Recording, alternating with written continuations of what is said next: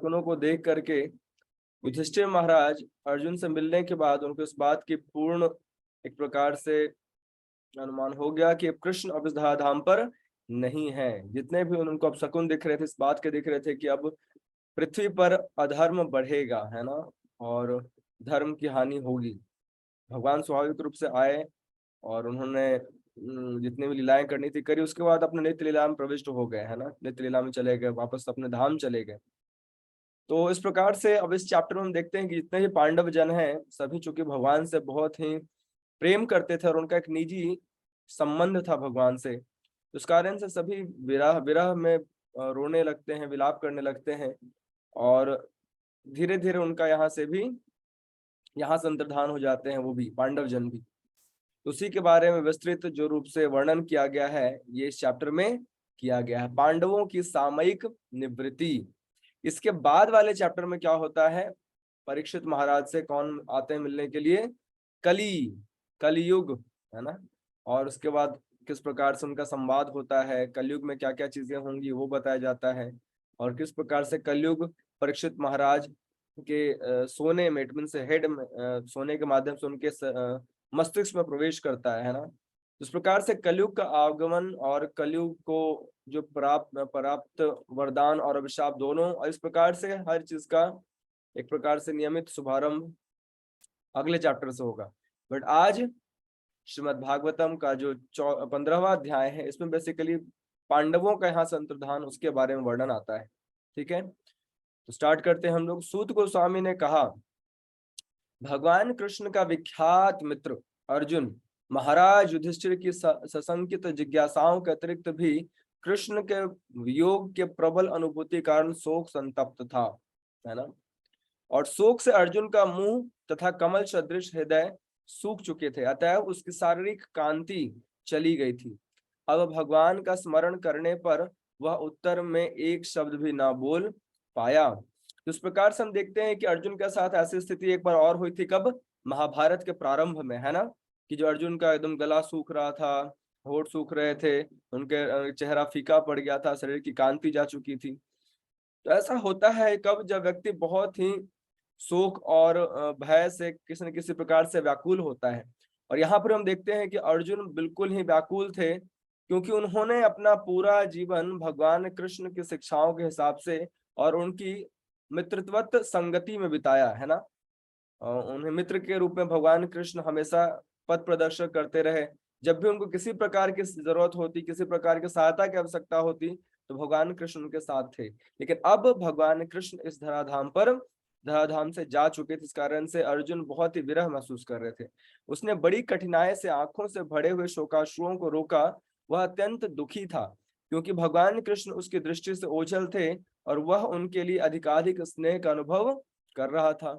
भगवान कृष्ण को और उनकी शुभकामनाओं, आशीषों, घनिष्ठ पारिवारिक संबंध एवं उनके रथ हाँकने का स्मरण करके अर्जुन का गला रुंध गया और वह भारी सांस लेते हुए बोलने लगा। क्या बोलने लगा? अर्जुन ने कहा, हे राजन, युधिष्ठिर महाराज को बोल रहे हैं, हे राजन, मुझे अपना घनिष्ठ मित्र मानने वाले भगवान हरि ने मुझे अकेला छोड़ दिया है। इस तरह मेरा प्रबल पराक्रम जो देवताओं तक को चकित करने वाला था मुझ में नहीं रह गया, है ना। तो हम देखते संसार में अगर हमारा कोई प्रिय व्यक्ति हमसे दूर चला जाए, है ना, तो हम बिल्कुल एक प्रकार से शक्ति शून्य महसूस करते हैं कि हम में कोई शक्ति शेष नहीं रही है।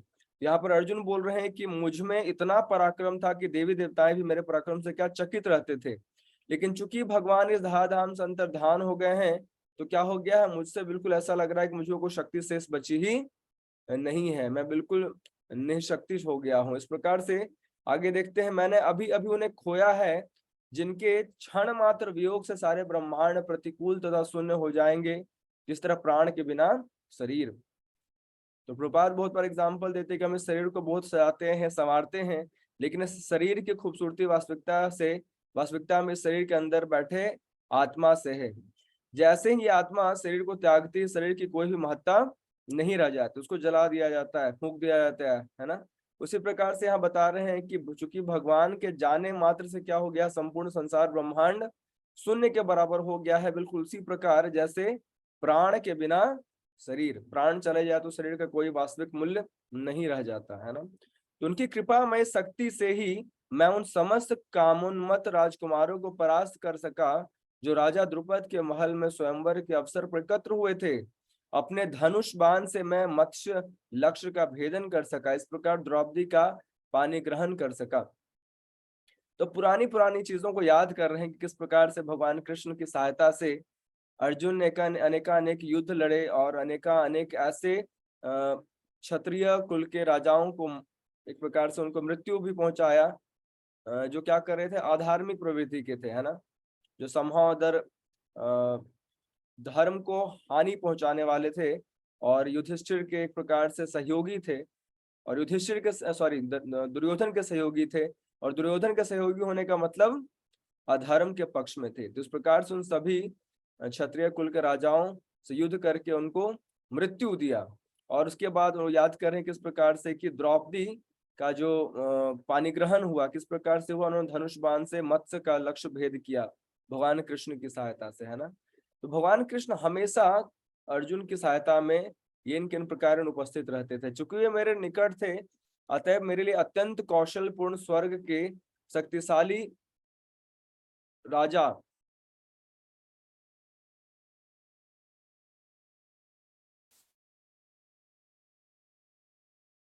इंद्रदेव को उनके देव पार्षदों सहित जीत पाना संभव हो सका, और इस तरह अग्निदेव खांडव वन को विनष्ट कर सके। उन्हीं की कृपा से मैं नामक असुर को जलते हुए खांडव वन से बचाया जा सका। इस तरह हम अत्यंत आश्चर्यमयी शिल्प कला वाले सभा भवन का निर्माण कर सके, जहां राजसूय यज्ञ के समय सारे राजकुमार एकत्र हो सके और आपको आदर प्रदान कर सके। तो और भी लीलाएं स्मरित कर रहे हैं कि किस प्रकार से उन्होंने इंद्रदेव से भी युद्ध किया और खांडव प्रस्थ को भी विनष्ट किया। उसके बाद मैं आसुर जो था उसका भी वध किया। और उसके बाद बता रहे हैं कि उन्हीं की सहायता से उन्होंने क्या किया था, एक सुंदर राजमहल का भी निर्माण किया था, इसमें कि समस्त राजकुमार एकत्रित हुए थे यज्ञों के लिए, राजसूय यज्ञ के लिए। और 10,000 हाथियों की शक्ति रखने वाले आपके छोटे भाई ने भगवान की ही कृपा से जरासंध का वध किया, जिसकी पाद पूजा अनेक राजाओं द्वारा की जाती थी। ये सारे राजा जरासंध के महाभैरव यज्ञ में बलि चढ़ाए जाने के लिए लाए गए थे, किंतु उनको छुड़ा दिया गया। बाद में उन्होंने आपका आधिपत्य स्वीकार किया। इसी प्रकार से जरासंध जो था बहुत ही शक्तिशाली था, और जरासंध को मार पाना लगभग असंभव था। तो लेकिन जो भीम है, भीम ने क्या किया था, जरासंध का वध किया था, और उनको मार्ग दिखाया वास्तविकता में किसने, भगवान कृष्ण ने ही।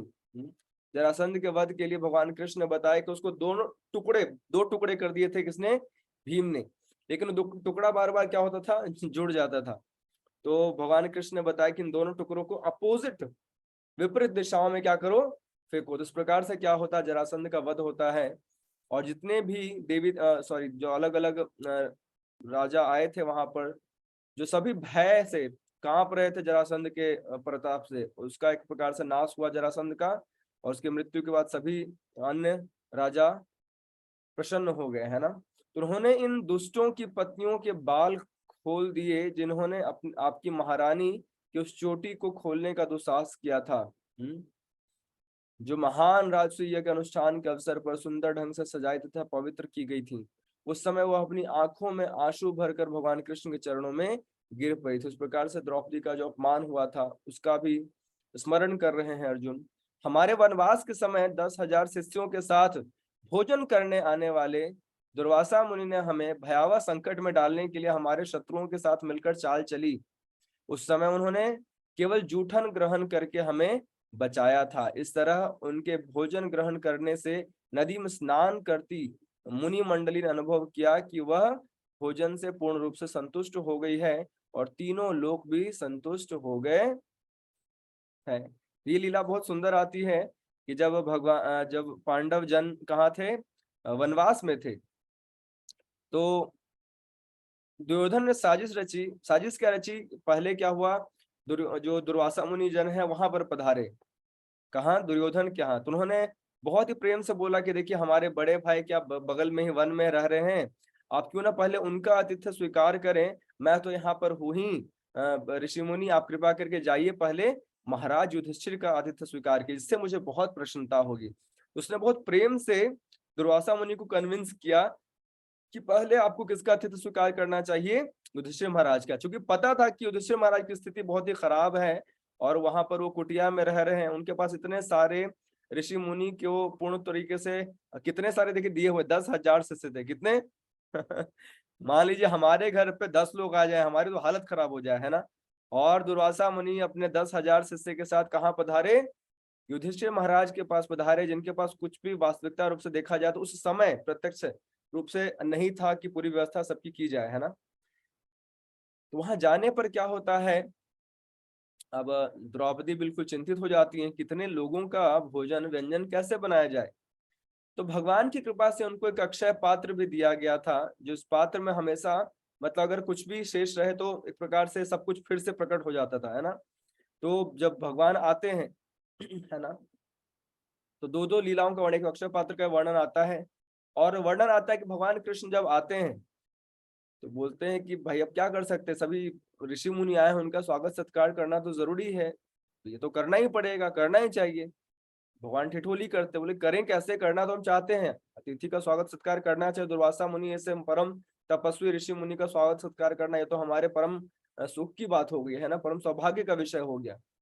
लेकिन मान लीजिए आपकी इच्छा है सेवा करने की, अब घर में कुछ है ही नहीं, तो क्या खिलाओगे आप, है ना।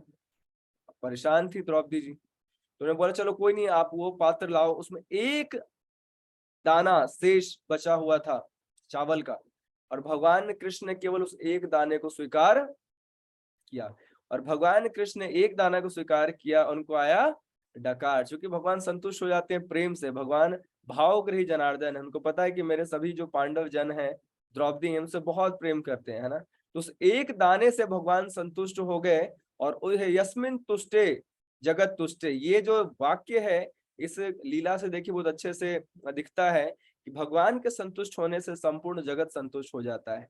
भगवान को जैसी डकार आई, दुर्वासा मुनि समेत जितने भी 10,000 शिष्य जो स्नान के लिए गए थे, सभी को ओ डकार आ गया।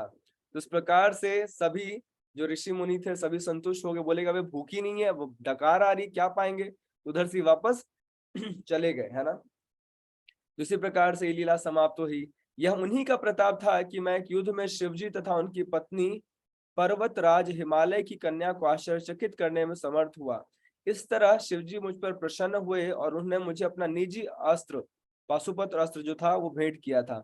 अन्य देवताओं ने भी मुझे अपने अपने अस्त्र भेंट किए, और इसके अतिरिक्त मैं इसी वर्तमान शरीर में स्वर्गलोक पहुंच सका, जहां मुझे आधे ऊंचे आसन पर बिठाया गया, है ना। तो देखिए शिव जी से भी क्या हुआ था, एक प्रकार से अर्जुन का सामना हुआ, और उनके पराक्रम से प्रसन्न होकर भगवान शिव ने क्या दिया, उनको पाशुपत्र अस्त्र भी दिए, और भगवान कृष्ण की सहायता से ही स्वर्गलोक का अतिथि भी उनको प्राप्त हुआ। जब मैं स्वर्गलोक में अतिथि के रूप में कुछ दिन रहा, तो इंद्रदेव समेत स्वर्ग के समस्त देवताओं ने निवात कवच नामक असुर को मारने के लिए गांडीव धनुष धारण करने वाली मेरी भुजाओं का आश्रय लिया था। हे आजमीर के वंश राजा, मैं इस असमय में पूर्ण पुरुषोत्तम भगवान से विहीन हो गया हूँ, जिनके प्रभाव से मैं इतना शक्तिशाली था। तो पूरा का पूरा देखिए ग्लोरिफिकेशन जो दे रहे हैं भगवान कृष्ण को अर्जुन दे रहे हैं कि उनके रहने से मैं शक्तिशाली था, उनके न रहने से मैं शक्तिहीन हो चुका हूँ। कौरव की सैन्य शक्ति उस समुद्र की तरह थी जिसमें अनेक अजयी प्राणी थे, फलतः वह दुर्लंघ थी, किंतु उनकी मित्रता के कारण मैं रथ पर आरूढ़ हो सका, उसे पार कर सका। यह उन्हीं की कृपा थी कि मैं गौओं को वापस ला सका और बलपूर्वक राजाओं के तमाम मुकुट एकत्र कर सका, जो समस्त तेज के स्रोत रत्नों से जड़ित थे। एकमात्र वही थे जिन्होंने सबों की आयु छिन्न कर ली थी, और जिन्होंने युद्ध में भीष्म, कर्ण, द्रोण, शल्य इत्यादि कौरवों द्वारा निर्मित सैन्य व्यूह की कल्पना तथा उत्साह को हर लिया था। उन सब की योजना अत्यंत पटु थी और आवश्यकता से अधिक थी, लेकिन उन्होंने, भगवान श्री कृष्ण ने आगे बढ़कर यह सब कर दिखाया। तो वास्तविकता में देखा जाए तो अगर जिस प्रकार से कृष्ण ने दो विकल्प दिए थे, या तो मैं या मेरी नारायणी सेना, तो पहला विकल्प मिला किसे, अर्जुन को चुनने का, क्योंकि अर्जुन प्रत्यक्ष रूप से भगवान के चरण कमलों के पास बैठे हुए थे, है ना। तो अर्जुन ने किसे चुना? भगवान कृष्ण को। और मन ही मन दुर्योधन बहुत प्रसन्न थे कि कैसा मूर्ख है अर्जुन कि जिसने अकेले कृष्ण को चुना है और उनकी इतनी बड़ी जो सेना है, नारायणी सेना, उसको छोड़ दिया है। लेकिन ये बात समझने वाली है हमारे लिए भी कि जिसके पक्ष में स्वयं भगवान हो उसको किस बात की चिंता।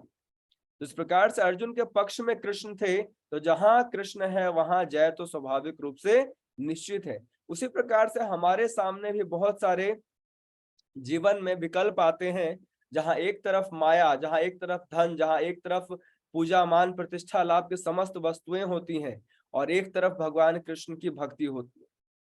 तो हमें स्वाभाविक रूप से किसको चुनना चाहिए? भगवान कृष्ण और भगवान कृष्ण की भक्ति को चुनना। यह बुद्धिमानी का विषय है, यह चतुराई का विषय है। क्यों? क्योंकि जहां कृष्ण है वहां स्वाभाविक रूप से सब कुछ विद्यमान।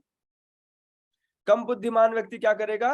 अरे देखो कितना धन है, कितना सम्मान है, घर बंगले मिल रहे हैं, गाड़ी मिल रही है, सुंदर स्त्री मिल रही है, सुंदर पुरुष मिल रहा है, इतने सारे अच्छे चीजें को देख कर क्या होता है, हमारी बुद्धि मोहित हो जाती है। लेकिन वास्तविकता में अगर देखा जाए तो अगर हमारी बुद्धि सुरक्षित हुई भगवत कृपा से, तो हमें स्पष्ट रूप से दिखेगा कि भगवान कृष्ण को प्राप्त करने के बाद कुछ और प्राप्त करने योग्य शेष रह ही नहीं जाता। और भगवान कृष्ण जब हमारे पक्ष में हो तो किसी और के रहने न रहने से कुछ खास फर्क नहीं पड़ता है ना। तो भीष्म, द्रोण, कर्ण, भूरिश्रवा, सुशर्मा, शल्य, जयद्रथ और बहिक जैसे बड़े बड़े सेनापतियों ने अपने अपने अचूक हथियार मुझ पर चलाए, लेकिन उनकी कृपा से सबने मेरा बाल बांका भी न कर पाए। इसी प्रकार भगवान नरसिंह देव के परम भक्त प्रहलाद महाराज असुरों द्वारा प्रयुक्त समस्त शास्त्रों से प्रभावित रहे। जैसे रिलेट कर रहे हैं कि जिस प्रकार से हिरण्यकशिपु अपने पुत्र प्रहलाद महाराज को हर प्रकार से हानि पहुंचाने का प्रयास कर रहा था, उनको मारने का प्रयास कर रहा था, लेकिन फिर भी भगवान उनकी रक्षा कर रहे थे। उसी प्रकार से इतने समस्त बड़े बड़े महारथियों के होने के बावजूद भी भगवान कृष्ण के कारण उनकी हर वक्त रक्षा हुई थी, है ना। यह उन्हीं की कृपा थी कि जब मैं अपने प्यासे घोड़ों के लिए जल लेने रथ से नीचे उतरा था तो मेरे शत्रुओं ने मुझे मारने की परवाह न की।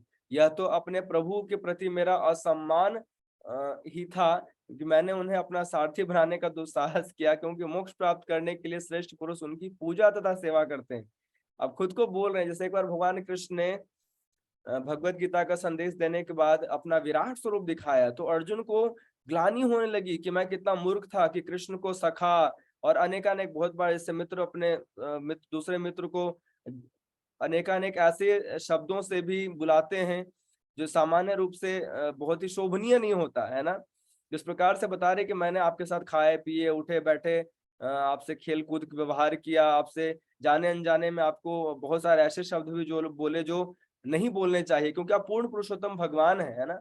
उसी प्रकार से बोल रहे हैं जिस भगवान की पूजा और भक्ति के माध्यम से व्यक्ति मोक्ष और अनेक परम पद को प्राप्त करता है, मैं दुस्साहस करके उस कृष्ण को क्या दिया? मैंने सारथी का पद दिया और वो बन गए पार्थ सारथी।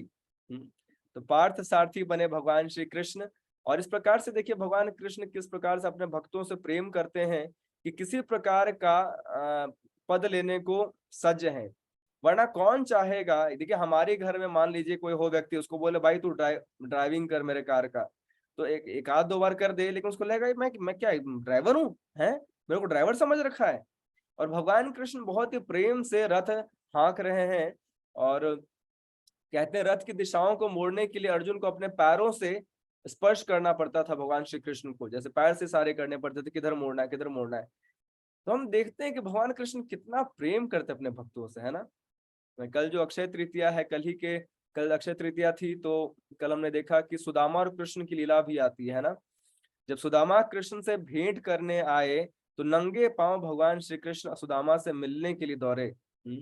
और जब मिले तो उनके सुदामा के पैरों को अपने नयन के अश्रुओं से धो रहे हैं। ये देखिए सोचने में कितना चिंता लगता है कि पूर्ण पुरुषोत्तम भगवान किसी व्यक्ति के पैरों को हाथ से साफ कर रहे हैं और अपने आंसुओं से धो रहे हैं। यहाँ पर कृष्ण अर्जुन के क्या बने हैं, सारथी बने हुए थे, केवल प्रेम के कारण। अन्यथा जिस कृष्ण के भय से समस्त देवी देवता अपने कार्यों को करते हैं, जिस कृष्ण के दर्शन पाने की इच्छा भी है जो देवी देवताओं की पूरी नहीं होती, पहले वो ब्रह्मा जी के पास जाते हैं, ब्रह्मा जी महाविष्णु के पास जाते हैं। तो इस प्रकार से प्रत्यक्ष भगवान श्री कृष्ण के दर्शन भी कि जितने दुर्लभ हैं, वो कृष्ण भगवान जो है अर्जुन के देखिए सारथी बने हैं और सुदामा के पैरों को पखार रहे हैं, केवल केवल किस लिए, प्रेम के कारण। तो कभी कभी हम भक्ति को हल्के में ले लेते हैं, लेकिन देखना चाहिए भक्ति का प्रताप कैसा है, भक्ति का बल कैसा है। इस भक्ति के कारण भगवान कृष्ण बंधने को तैयार, इस भक्ति के कारण भगवान कृष्ण है ना गोपियों द्वारा थोड़े थोड़े छाछ के लिए नचाए जा रहे हैं ब्रज में। इस भक्ति के कारण भगवान कृष्ण अर्जुन के सारथी बने, इस भक्ति के कारण सुदामा के पैर पखार रहे हैं। सबके लिए देखिए भगवान कृष्ण सुलभ हैं और अपने प्रेम में संबंधों का आदान प्रदान पूर्ण रूप से करते हैं, केवल एक कारण से, क्या, प्रेम। भगवान को प्रेम चाहिए। पत्रम पुष्पम फलम तोयम यो में भक्त्या प्रक्षति। प्रभुपाद ने बहुत बार बोला है कि भगवान को हम क्या दे सकते हैं, what we can give to Krishna, हमारी हैसियत क्या है, और जो हमारे पास है भी, जिसको हम सो कॉल्ड हमारा मान रहे हैं हैसियत, वही भगवान कृष्ण की ही। लेकिन भगवान कृष्ण प्रसन्न होते हैं जब कोई व्यक्ति क्या करता है, उनसे उनको कुछ समर्पित करता है, उनको कुछ भेंट स्वरूप देता है ना। तो बताया जाता है कि व्यक्ति 4 प्रकार से भगवान कृष्ण को सेवा में संलग्न हो सकता है। सबसे उन्नत बताया जाता है कि अपना जीवन देना। जैसे हम लोग ने पहले बताया था कि हमारे जो ब्रह्मचारी लोग हैं आते हैं तो हम लोग उनका बहुत सम्मान करते हैं, है ना। तो सम्मान के लायक कार्य भी उन्होंने किया है, क्योंकि देखिए जीवन देना बहुत बड़ी बात होती है ना। कोई देगा अपना जीवन अपने समस्त कामनाओं, इच्छाओं, वासनाओं और समस्त चीजों को साइड में कर कर बोले कि नहीं जी, जैसे मेरे गुरुदेव की इच्छा, भगवान की सेवा के लिए, भगवान की प्रसन्नता के लिए मेरा जीवन शेष है, मुझे जहां भेजा जाएगा मैं जाऊंगा, मुझे जहां खाने को मिलेगा मैं खाऊंगा, मुझे जैसे सोने को मिलेगा मैं सोऊंगा। तो एक प्रकार से अपना पूरा जीवन भगवान की प्रसन्नता के लिए समर्पित करना, ये सबसे उत्कृष्ट माना जाता है। तो इस प्रकार से अपना जीवन देना सबसे बड़ी बात होती है। फिर उसके बाद है, चलो भाई जीवन नहीं दे सके तो अपना कुछ समय श्रम कुछ दें, समय निकाल करके भगवत संदेश के प्रचार के लिए बुक डिस्ट्रीब्यूशन करें, किसी प्रकार की सेवा श्रम के रूप में करें, मंदिर की सफाई करें, भक्तों के लिए प्रसाद बनाए, बहुत तरह की सेवा हो सकती है ना। प्रचार के अनेक साधन है। फिर आती है दान की सेवा, लक्ष्मी की सेवा, जैसे सबसे एक प्रकार से देखिए निकृष्ट सेवा है, जो कि इस कलयुग में सबसे बड़ी सेवा मानी जाती है। हमने जीवन नहीं दिया, समय नहीं दिया, शक्ति नहीं दी, श्रम नहीं दिया, अब सबसे निकृष्ट सेवा है कौन सी, लक्ष्मी की सेवा, जो कम से कम कुछ तो भगवान की सेवा में लगा करके भगवान के प्रचार कार्य में सहायता दिया जाए, है ना। तो व्यक्ति को येन केन प्रकारेण कुछ तो करें, बहुत बड़ा नहीं कर पा रहे हैं, जैसे हमारे गुरुदेव देखिए अभी दीक्षा दे रहे हैं, बहुत सारे लोगों की दीक्षा हो रही है हमारे मंदिर में, है ना। रोज 100-100 200 भक्त जा रहे हैं जिनकी दीक्षा हो रही है, और महाराज का स्वास्थ्य भी अच्छा नहीं है ना। फिर भी महाराज क्या सभी को दीक्षा दे रहे हैं, और अभी कुछ दिन और भी शेष चलेगा, और 26 तारीख के आसपास 26 से 27 को यज्ञ होने वाला है ना। तो इस प्रकार से हमारे सामने देखिए कितने बड़े बड़े उदाहरण हैं जिन्होंने भगवान की प्रसन्नता के लिए अपना सर्वस्व न्यौछावर किया है। हम क्या कर रहे हैं, हम कुछ भी नहीं कर रहे हैं, कुछ भी नहीं कर रहे। तो इस प्रकार से खुद को झकझोरना चाहिए, क्योंकि कल ही परसों देखिए मैं एक श्रीमद् भागवतम सप्तम स्कंद, जिसमें कि प्रहलाद महाराज अपने सहपाठियों को ज्ञान देते हैं, उसमें बताते हैं क्या व्यक्ति को गुरु की शरणागति स्वीकार करके उन्हें अपना सर्वस्व समर्पित कर देना चाहिए। कितनी बड़ी बात है ना, कितनी बड़ी बात है। क्या हम सर्वस्व समर्पित कर सकते हैं? तो हम अभी भक्ति से, शरणागति से बहुत पीछे हैं, बहुत पीछे।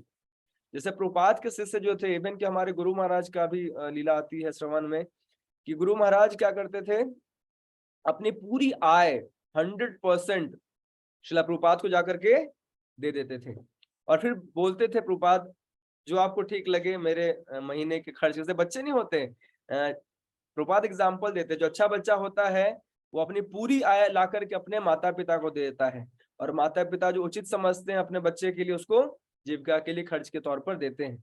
इतनी शरणागति प्रभुपाद के शिष्यों का प्रभुपाद के प्रति था, हम में तो रंच मात्र भी अपने गुरु के प्रति या प्रभुपाद के प्रति नहीं, लेकिन फिर भी प्रयास करना चाहिए, प्रार्थना करनी चाहिए कि गुरुदेव हे भगवान, मैं किसी योग्य तो नहीं, लेकिन अगर आप चाहेंगे तो मेरा हृदय क्या होगा, धीरे धीरे शुद्ध होता चला जाएगा।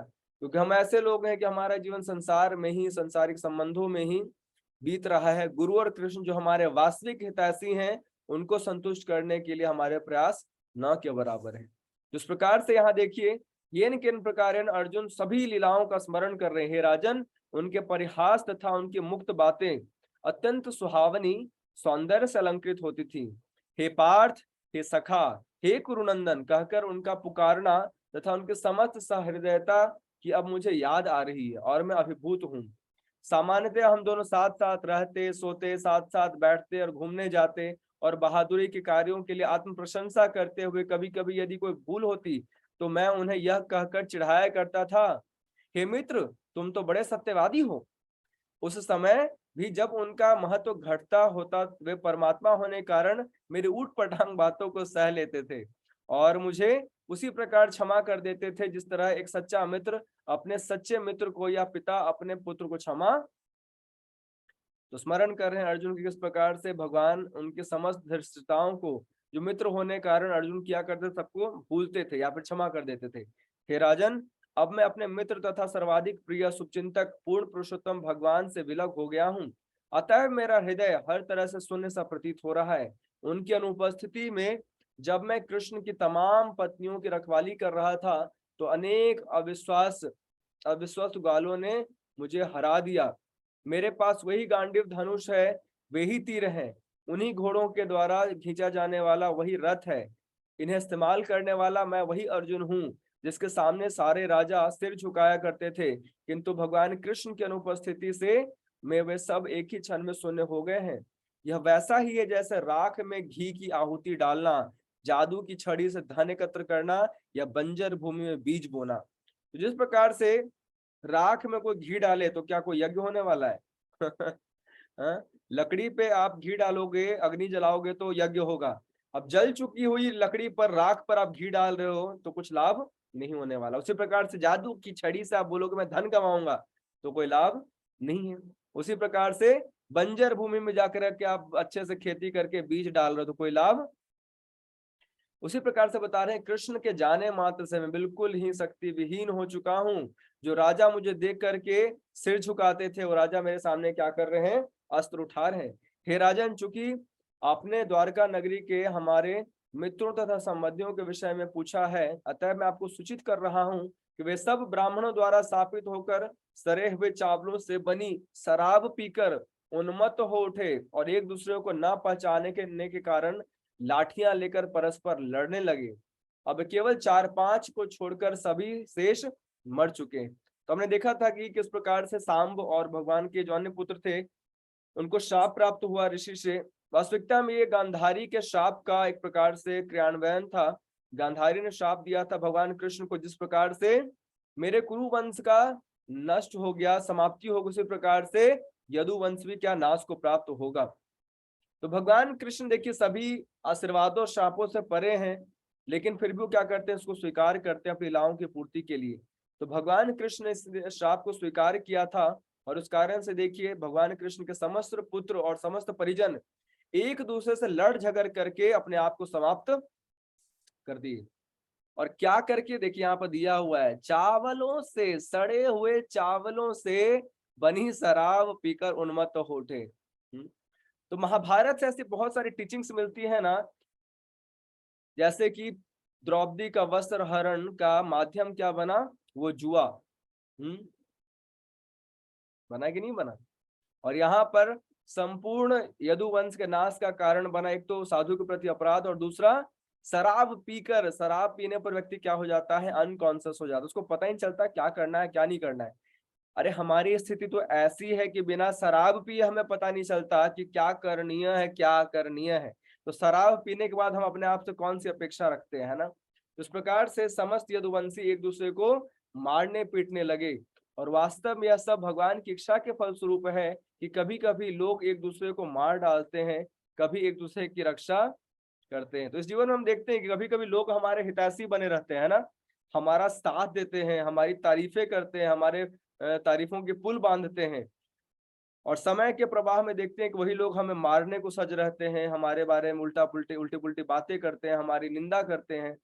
तो ये सब भगवत विधान से ही होता है। मूल कारण तो वास्तविकता में देखा जाए भगवान ही है, लेकिन हमारे कर्मों को आधार बनाकर भगवान हर चीज को निर्धारित करते हैं। तो हे राजन, जिस तरह समुद्र में बड़े तथा बलशाली जलचर छोटे मोटे तथा निर्बल जलचरों को निगल जाते हैं, उसी तरह पूर्ण पुरुषोत्तम भगवान ने भी धरती का भार हल्का करने के लिए निर्बल यदु को मारने के लिए बलशाली यदु को और छोटे यदु को मारने के लिए बड़े यदु को भिड़ा दिया। तो बता रहे भगवान कृष्ण की लीला है, जो बड़े यदुवंशी हैं छोटे यदु को क्या कर रहे हैं, मार रहे हैं, और जो निर्बल यदु को मारने के लिए बलशाली यदु हैं। तो इस प्रकार से भगवान की व्यवस्था से ये सारी चीजें हो रही। तब मैं भगवान गोविंद द्वारा मुझे दिए गए उपदेशों की ओर आकृष्ट हूँ, क्योंकि वे देश काल की समस्त परिस्थितियों में हृदय की जलन को शांत करने वाले आदेशों से परिपूर्ण है। तो हमारे लिए देखिए बहुत होपफुल है, भले भगवान चले गए हों लेकिन भगवान की वाणी श्रीमद् भगवद गीता हमारे साथ है। और अर्जुन बता रहे हैं क्या कि ऐसे उपदेश क्या है, हर तरह के देश काल की समस्त परिस्थितियों में हृदय की जलन को शांत करने वाले आदेशों से परिपूर्ण बनाए गए हैं। तो हम सब भी क्या होते अपने जीवन की विभिन्न परिस्थितियों में हताश निराश परेशान हो जाते हैं ना, होते कि नहीं होते? हमारी स्थिति तो बहुत खराब है, मतलब हमारी कोई स्थिति नहीं है। अर्जुन के साथ तो चलो भाई महाभारत हो रहा है, विपक्ष में पूरी पार्टी अपने प्रिय जन है, उनकी पत्नी के साथ देखिए ऐसी ऐसी चीजें हो रही हैं, उनके समस्त पुत्र मारे जा रहे हैं। तो ऐसे ऐसे असह्य वेदनाओं को झेलना अर्जुन के लिए आसान नहीं था। उस विपरीत परिस्थिति में भी भगवान के उपदेशों ने उनको बहुत ही बल प्रदान किया। हमारे जीवन में दुखी क्या है, हम बिना दुख के ही दुखी रहते हैं, दुख मिले तो पता नहीं हम क्या करें। हम तो हम इतने टैलेंटेड है कि बैठे बैठे दुखी हो जाते हैं, है ना, बैठे बैठे चिंता, कोई बिना किसी बात के सब कुछ बढ़िया चल रहा होगा फिर भी सोचना पता नहीं मेरा क्या होगा, पता नहीं हमारी बेटी का क्या होगा, पता नहीं हमारे बेटे का क्या होगा, पता नहीं हमारे पति का क्या होगा, पता नहीं पड़ोसी का क्या होगा, बहुत चिंता किए हुए हम, है ना। तो चूंकि कलयुग के बद्ध जीवात्मा जो है दुर्भाग्यशाली हैं, उनके जीवन में दुर्भाग्य है, तो मन से हमेशा परेशान रहते हैं। तो जब उतने बड़े बड़े भय से, उतने बड़े बड़े विपत्तियों से अर्जुन की रक्षा भगवान को उपदेश ने करी, तो क्या हमारी दो दो कौड़ी के भय से और चिंताओं से भगवान कृष्ण को उपदेश रक्षा नहीं करेंगे? करेंगे। इसलिए हमें क्या करना चाहिए, भगवान के संदेश का आश्रय लेना चाहिए। एक बार से भगवान, एक तरीके से भगवान के बारे में जानना दो प्रकार से उपलब्ध होता है। एक जो भगवान की वाणी है श्रीमद् भगवद गीता, और जो भगवान के भक्तों ने भगवान का गुणगान किया है दैट इज श्रीमद् भागवतम, है ना। तो इन दोनों का आश्रय लेकर के हम भगवान से संबंध स्थापित कर सकते हैं। लेकिन भगवान की वाणी मुख्यतः श्रीमद् भगवद गीता में वर्णित। इसलिए श्रील प्रभुपाद ने देखिए दोनों को इस्कॉन में पूर्ण रूप से स्थापित किया है।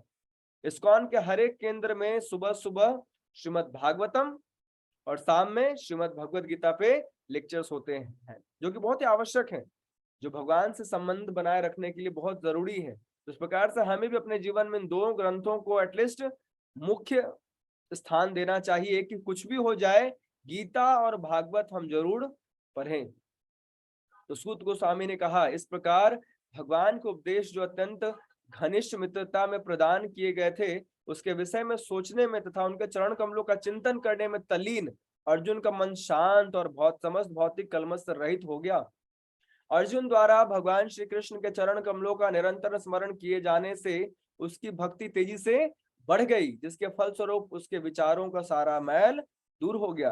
तो जैसे हम भगवान का या भगवान के संदेशों का स्मरण करते तो क्या होता है, हमारे हृदय के समस्त भौतिक कलमश और मैल धुल जाते हैं। और उससे क्या होता है, हमारा भगवान के प्रति स्वाभाविक आकर्षण बढ़ता चला जाता है। और यही चीजें किसके साथ हुई, अर्जुन के साथ हुई। भगवान की लीलाओं कार्यकलापों के कारण और उनकी अनुपस्थिति से ऐसा लगा कि अर्जुन भगवान द्वारा दिए गए उपदेशों को भूल गया हो, लेकिन वास्तव में बात ऐसी न थी और वह पुनः अपने इंद्रियों का स्वामी बन गया, वो स्वामी बन गया। जैसे शास्त्रों में दो तरह के व्यक्तियों का वर्णन आता है, गोदास और गोस्वामी। हम सभी गोदास हैं, बधाई हो, तालियां बजाइए अपने लिए और मेरे लिए भी। हम सभी क्या है? गोदास, अपने इंद्रियों के दास हैं। जैसी इंद्रियां बोलती है वैसा करते हैं, बिल्कुल ही बाध्य होकर करते हैं। हमारा कोई बुद्धि, हमारा कोई ज्ञान उस समय कार्य नहीं करता जब हम इंद्रियों के विषैले सर्पों द्वारा भक्षे जाते हैं। लेकिन जो गोस्वामी होते हो क्या करते हैं? भगवत संदेश, भगवत लीला, भगवत नाम में अपने आप को इस प्रकार से डुबा देते हैं कि उनको इन इंद्रियों के विषैले सर्पों द्वारा डसे जाने किसी प्रकार की चिंता नहीं होती है। इसलिए देखिए भगवान भगवत गीता में क्या बताते हैं? मन मना भव मद भक्तो मद्याजी माम नमस्कुरु ममय वास्यसि सत्यम ते प्रति जाने प्रियोसी में। तो मनुष्य को चाहिए कि भगवान का चिंतन करे, मन से उन्हें भूले नहीं। तो जो मन को भगवान के चिंतन में, मनन में, श्रवण में लगाए रखता है, संभावनाएं हैं वो सुरक्षित यहाँ से भगवत धाम चला जाएगा। और जो अपने मन को संसार में रमा कर रखा हुआ है, उसके लिए भी पूरी गारंटी है कि उधर ही कुछ ना कुछ बन के घूमता रहेगा। जैसे प्रभुपाद देखिए बहुत कुछ बता सकते थे हमें, है ना। जैसे बहुत सारे लोग, आप जाओगे ना, मैं आपको एक चीज और बताता हूँ, जब वृंदावन जाएंगे या अन्य कहीं जाएंगे तो लोग पता क्या बोलेंगे? एक्चुअली आपको प्रभुपाद ने अभी बहुत कम ज्ञान दिया है। अभी आपको ना प्रभुपाद ने उच्च प्रेमा, भक्ति और माधुर्य संबंधी ज्ञान नहीं दिए। तो अब आपको क्या करना चाहिए? इस्कॉन छोड़ करके हमारी संस्था में आ जाना चाहिए। क्यों? क्योंकि हम आपको राधा कृष्ण की नित्य लीलाओं से अवगत कराएंगे और आपको माधुर्य रस का आस्वादन कराएंगे। ये निपट मूर्खता है ये बोलना कि प्रभुपाद ने अपने ग्रंथों में सब कुछ नहीं दिया है।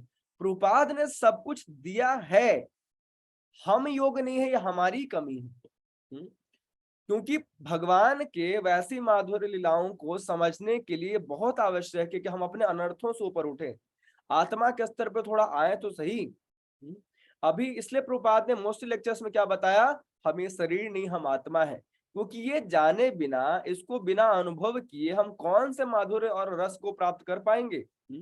तो बहुत बार जो सहजिया भाव के लोग होते हैं या फिर जो जेलस करते हैं इस्कॉन जैसे पूर्ण संस्था से, जो कि श्री चैतन्य महाप्रभु के भविष्यवाणी का फल है ये इस्कॉन, जिसमें कि सभी को नाम का आश्रय लेने का मौका मिला श्रील प्रभुपाद के माध्यम से, उसको निंदा करने के लोग ऐसे घृणित कार्य करते और क्या बोलते हैं?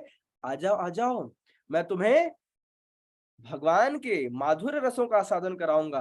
प्रभुपाद ने तुम्हें सब कुछ नहीं दिया है। लेकिन ये सबसे झूठ है, सबसे बड़ा झूठ है। प्रभुपाद ने अपने ग्रंथों में सब कुछ दिया है A to Z। ये हमारे ऊपर निर्भर करता है कि हम किस प्रकार से भक्ति का आश्रय लेकर के अपने आप को शुद्ध करते हुए परम रसों का आस्वादन कर पाते हैं या नहीं कर पाते हैं। तो इस प्रकार से हमें क्या करना है? केवल इस प्रभुपाद के परम करुणामयी एक प्रकार से जो उपहार है, उनकी करुणा का फल है ये इस्कॉन। और इस्कॉन श्रील प्रभुपाद का शरीर भी है, हमें इसे कभी नहीं छोड़ना चाहिए। भक्ति चारू स्वामी महाराज ने बहुत बार ये रिक्वेस्ट किया सभी से, नेवर एवर लीव इस्कॉन, है ना। क्योंकि ISKCON is not just an organization. बहुत सारे ऑर्गेनाइजेशन है दुनिया में, है ना। ISKCON is not just an organization. ISKCON क्या? श्रील प्रभुपाद स्वयं श्रील प्रभुपाद का शरीर है। और श्रील प्रभुपाद कौन है? श्री चैतन्य महाप्रभु के सेनापति भक्त हैं। अगर कोई ये कहता है कि श्रील प्रभुपाद ने हमें सब कुछ नहीं दिया, तो ये नहीं समझ पा रहा है कि चैतन्य महाप्रभु क्या चाहते थे।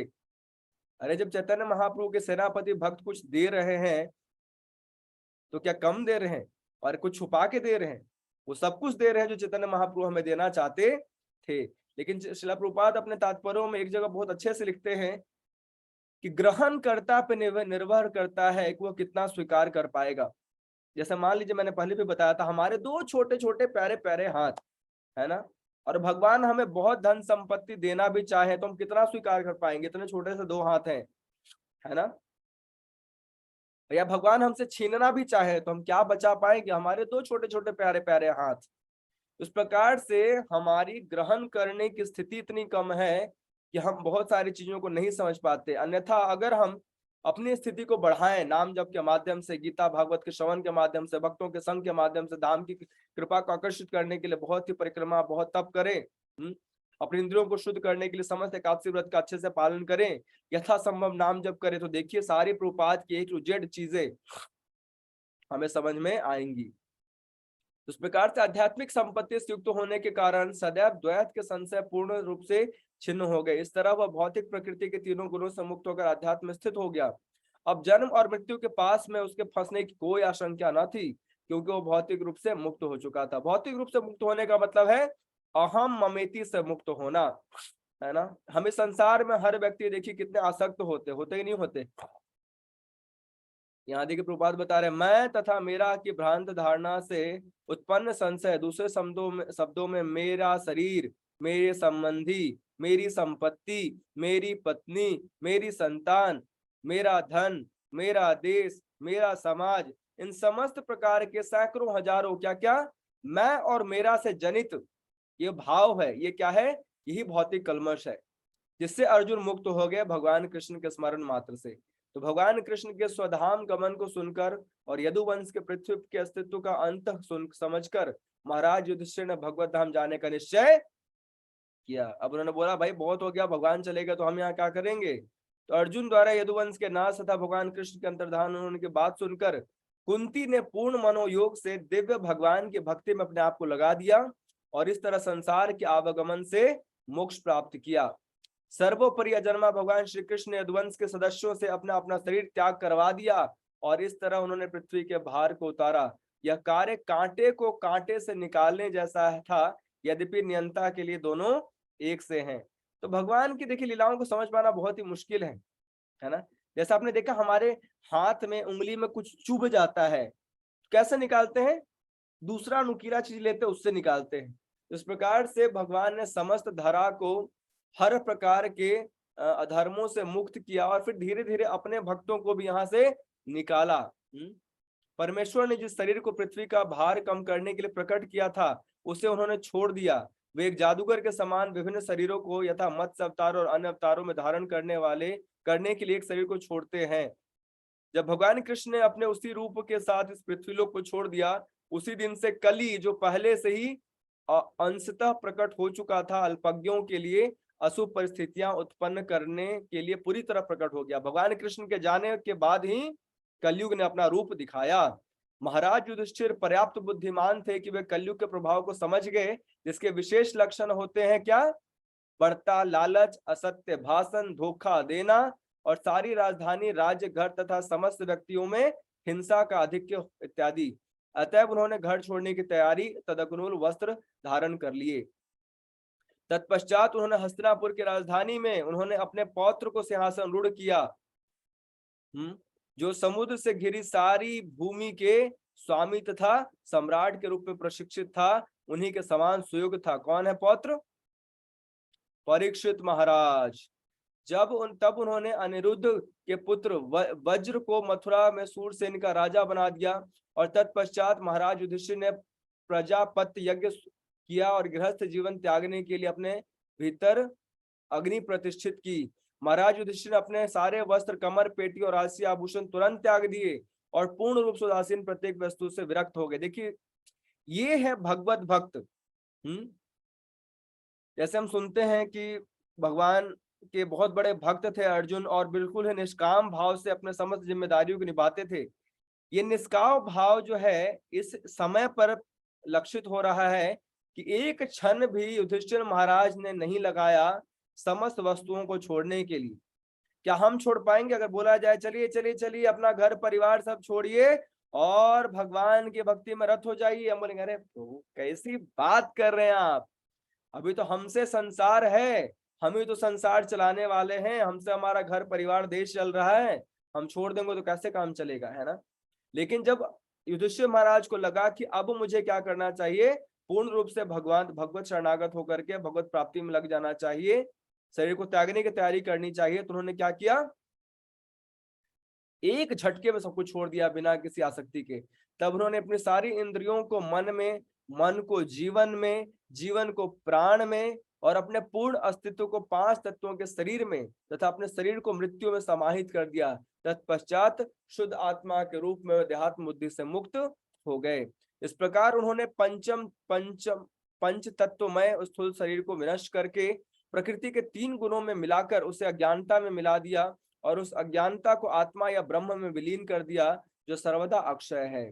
तत्पश्चात महाराज युधिष्ठिर ने फटे हुए वस्त्र पहन लिए, ठोस आहार लेना बंद कर दिया, वे जानकर गूंगे बन गए, बालों को खोल दिया। इन सबके मिले जुले रूप में एक उजड़ या वृत्ति विहीन पागल की तरह दिखने लगे। वे किसी वस्तु के लिए अपने भाइयों पर आश्रित नहीं रहे, वे बहरे मनुष्य की भांति कुछ भी न सुनने लगे। इस ऐसा ही वर्णन आता है, देखिए भरत महाराज, जड़ भरत का है ना, श्रीमद् भागवतम में।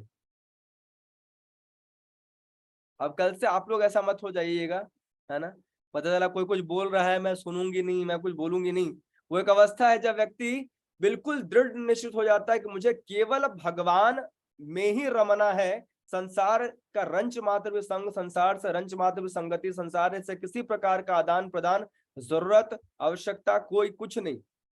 तो उसी प्रकार से जड़ भरत की भांति यहाँ पर युधिष्ठिर महाराज भी क्या कर दिए, उन्होंने एक क्षण में सब कुछ त्याग दिया, फटे हुए वस्त्र पहन लिए, आहार लेना बंद कर दिया और गूंगे की भांति हो गए, कुछ बोलना नहीं, व्यर्थ की बातें बोलनी नहीं।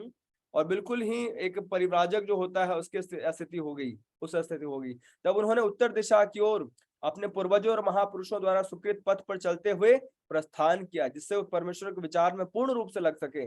वे जहां कहीं भी गए इसी तरह रहे।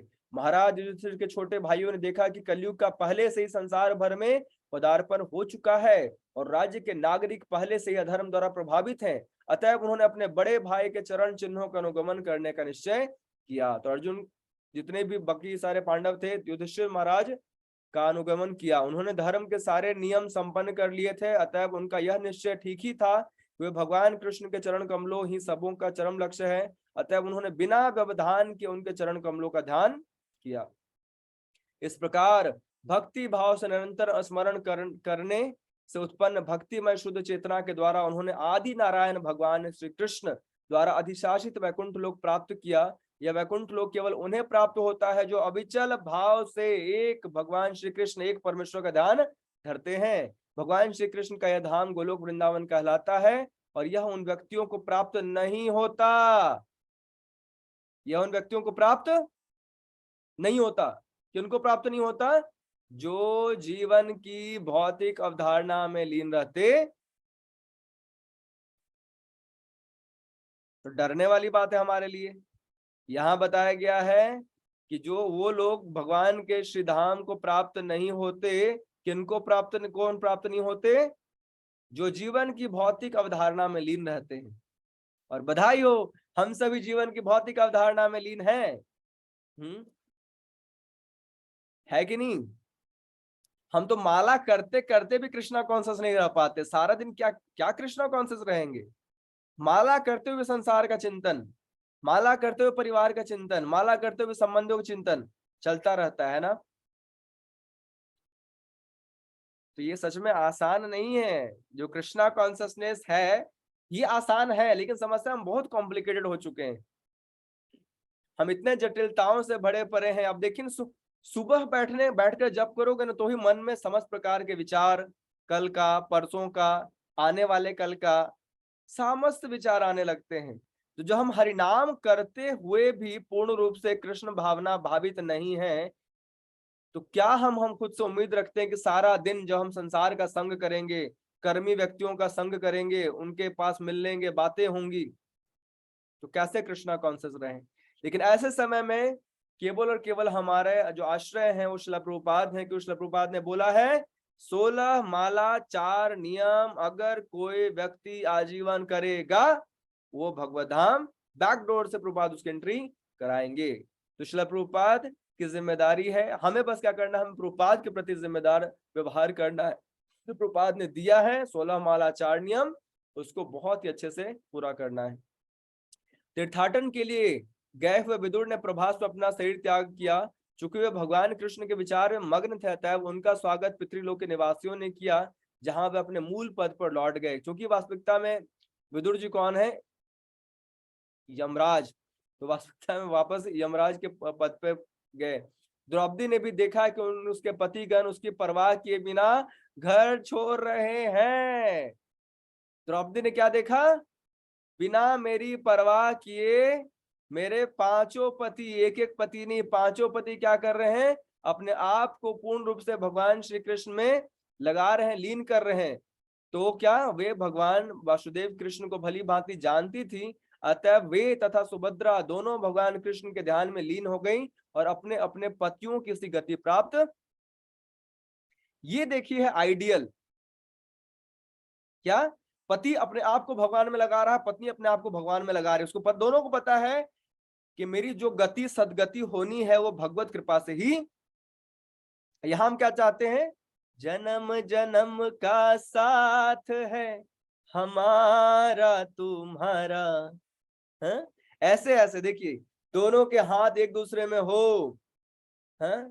साथ साथ, सात जन्म, है? बड़े बड़े वादे लेकर के बैठे हुए हैं कि पतिदेव हमारे काम आएंगे, पत्नी हमारे काम आएंगे। सत्य तो है, कोई किसी के काम आने वाला यहाँ जब तक संसार में है।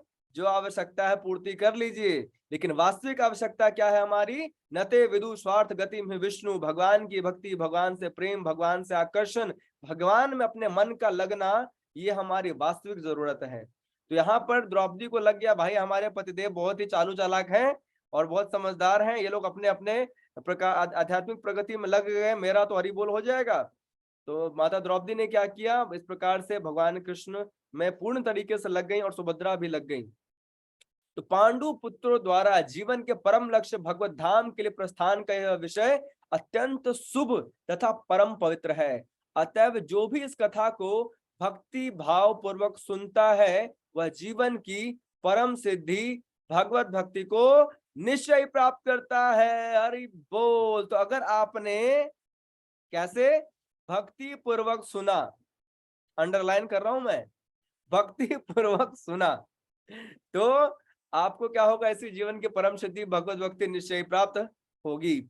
लेकिन अगर भक्ति पूर्वक बहुत ही ध्यान पूर्वक नहीं सुना तो दोबारा जाकर इस चैप्टर को पढ़िएगा तो आपको दोबारा लाभ पूरा प्राप्त होगा, जैसे कि धुंधकारी को प्राप्त हुआ था, है ना। तो ध्यान पूर्वक सुनना बहुत जरूरी है। मैंने पहले ही बताया था कि हम सुनते अपने कानों से कम, ध्यान से ज्यादा है। कान तो सबके पास है, लेकिन बहुत बार कथा में बैठे बैठे भी कुछ सुनाई नहीं दे रहा होता। क्या बोल रहे हैं, क्या सुनाई दे रहा है, कुछ नहीं पता, क्योंकि सुनने के लिए ध्यान का आवश्यक होना जरूरी है। तो ध्यान पूर्वक भक्ति भाव पूर्वक जब हम भगवत कथा को सुनते हैं और जब इस परम पवित्र कथा को सुनते हैं तो क्या होता है? परम सिद्धि भगवत भक्ति हमें निश्चय ही प्राप्त होती है। उस प्रकार से Shrimad Bhagavatam canto 1 chapter number 15 आज कंप्लीट हुआ। किस प्रकार से जो पांडव जन हैं अंतर्धान हुए भगवान कृष्ण की लीलाओं में अपने आप को स्थिर करके। और अगले चैप्टर से वास्तविकता हम देखेंगे कलयुग का आगमन, महाराज परीक्षित से कलयुग का मिलना, कली का मिलना, और फिर प्रॉपर संवाद, और किस प्रकार से कलयुग फिर भयावह रूप में प्रकट होता है आगे आने वाले समय में। ठीक है, तो आज के लिए इतना पर्याप्त। अगर किसी व्यक्ति, किसी भक्त का कोई प्रश्न है, कुछ क्वेरी कमेंट है तो पूछ सकते हैं।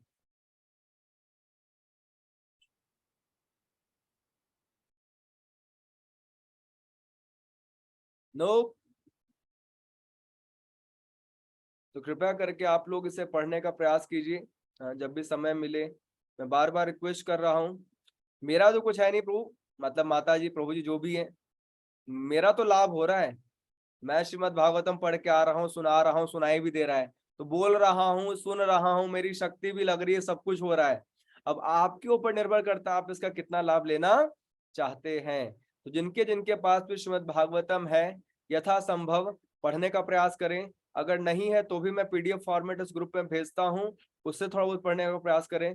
कुछ आप प्रयास करेंगे तो भगवान तो प्रयास करने के लिए बैठे हुए हैं ही। वो तो देखते हैं कि हमारे तरफ बढ़ने वाले व्यक्तियों की इच्छा कैसी है, फिर भगवान पूरी व्यवस्था करते ही है। ठीक है, तो बहुत बहुत धन्यवाद आपसे भक्तों का आज के इस कथा श्रवण में, चैप्टर नंबर 15 के श्रवण में आप आए।